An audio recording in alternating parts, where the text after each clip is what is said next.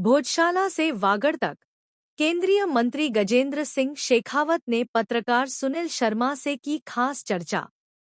बांसवाड़ा दौरे पर पहुंचे भारत सरकार के केंद्रीय मंत्री गजेंद्र सिंह शेखावत से मध्य प्रदेश की विवादित भोजशाला प्रांगण मां वागदेवी मंदिर मामले को लेकर पत्रकार सुनील शर्मा ने विशेष चर्चा की। बातचीत के दौरान केंद्रीय मंत्री ने भोजशाला से जुड़े विषय पर अपनी प्रतिक्रिया व्यक्त करते हुए इसे आस्था और सांस्कृतिक विरासत से जुड़ा महत्वपूर्ण मुद्दा बताया। इसके अलावा वागड़ क्षेत्र के विकास, पर्यटन, युवाओं के अवसर, सड़क और जन सुविधाओं सहित कई महत्वपूर्ण मुद्दों पर भी विस्तार से चर्चा हुई। केंद्रीय मंत्री शेखावत ने क्षेत्र के विकास को लेकर सरकार की प्राथमिकताओं और योजनाओं पर भी अपनी बात रखी। अब सुनिए केंद्रीय मंत्री गजेंद्र सिंह शेखावत ने इस खास बातचीत में क्या कहा। समझता हूँ कि मुझे वागड़ की अधिष्ठात्री राजराजेश्वरी माँ त्रिपुरेश्वरी के दर्शन करने का सौभाग्य मिला है।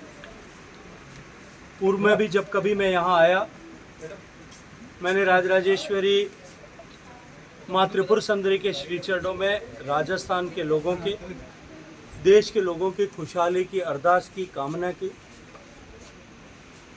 और माँ के श्री चरणों में इस बात की प्रार्थना की कि भारत को विकसित बनाने का माननीय मोदी जी का संकल्प सिद्ध करने की और अधिक प्रेरणा, हमारे संकल्प को सुदृढ़ करते हुए हम सबको और अधिक गति और ऊर्जा के साथ में काम करने का आशीर्वाद प्रदान करें।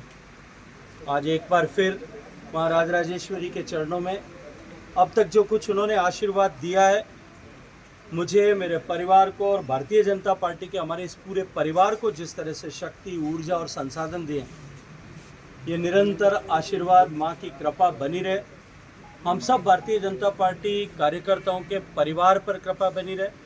हम सब भारतीय जनता पार्टी परिवार के सदस्य, हम सब और अधिक संकल्प और ऊर्जा के साथ में देश को विकसित करने के लिए हम सब लोग प्रेरित होकर के काम करते गए। माँ के चरणों में इस तरह की प्रार्थना है।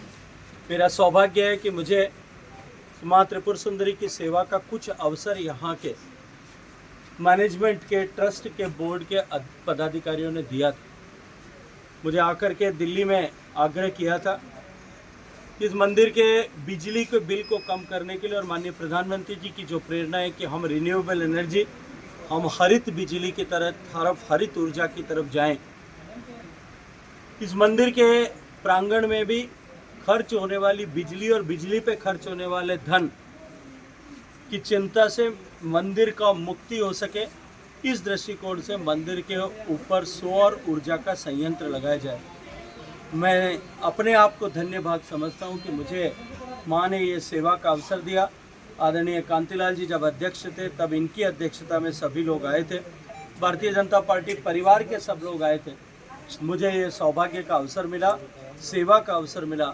मैं माँ के श्री चरणों में इस सेवा के अवसर के लिए भी बहुत बहुत सारा जो है प्रणाम निवेदन करता हूँ। माँ के कृपा हम सब पर इसी तरह से बनी रहे।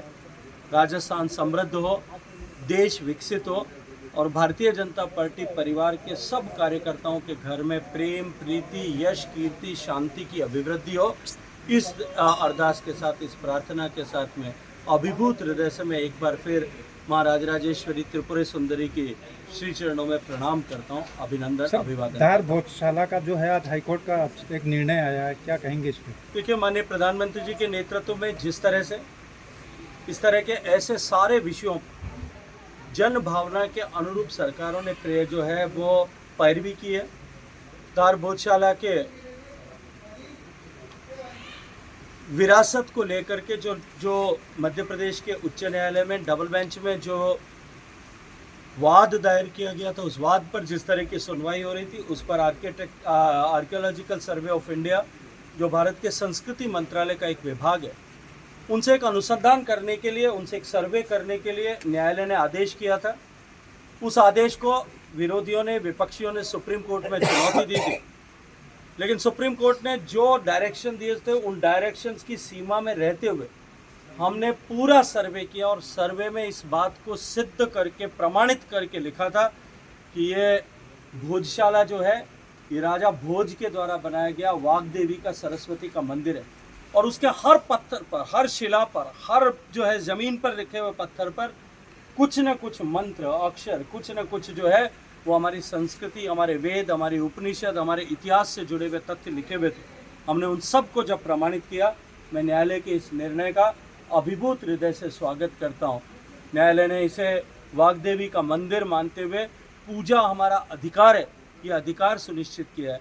इसी तरह से हम अपनी संस्कृति का, अपनी विरासत का सम्मान करते हुए माननीय प्रधानमंत्री जी की प्रेरणा के अनुरूप विकसित हों, इसके लिए मैं न्यायालय के निर्णय का सम्मान करते हुए अत्यंत प्रसन्न हृदय से आप सबको बहुत सारी बधाई नीट देता हूं। पेपर भी लीक